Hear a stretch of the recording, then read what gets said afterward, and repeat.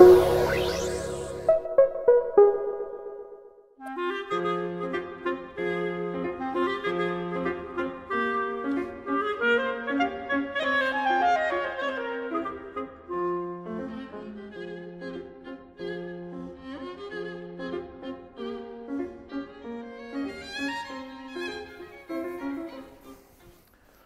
tiens, bonjour, vous tombez bien. J'ai une nouvelle particularité de la langue française à vous expliquer. Alors, récemment, je suis allé m'acheter une chemise. J'avais trouvé 2 modèles différents, et lorsque j'ai demandé au vendeur si je pouvais les essayer, ce dernier, en me répondant, a commis une petite erreur de grammaire.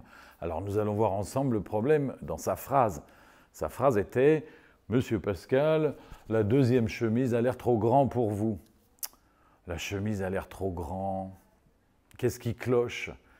Beaucoup de francophones penseront à tort que dans la phrase, la chemise a l'air trop grand. Ce qui est grand, c'est l'air. Et comme l'air est du genre masculin, eh bien, ils penseront que la phrase du vendeur est donc convenable. Ils se trompent. Lorsque vous employez cette tournure courante, avoir l'air accompagné d'un adjectif, sachez que l'on n'accorde pas avec l'air, mais avec le sujet de la phrase. En l'occurrence, il s'agissait là de la chemise. Il fallait donc que le vendeur dise « Cette chemise a l'air trop grande pour vous ». Alors, tout n'est pas si simple et, comme souvent en français, la règle suppose une exception. Alors, un autre exemple, prenons le cas d'une petite fille. Dans un premier temps, vous pourrez parler d'elle en disant qu'elle a l'air intelligente. Jusque-là, tout va bien. Cette phrase revient à dire qu'elle semble intelligente, féminin.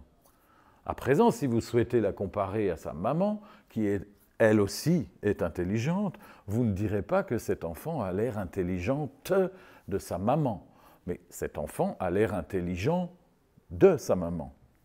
Car dans ce cas, ce que vous qualifiez d'intelligent, c'est bien l'air.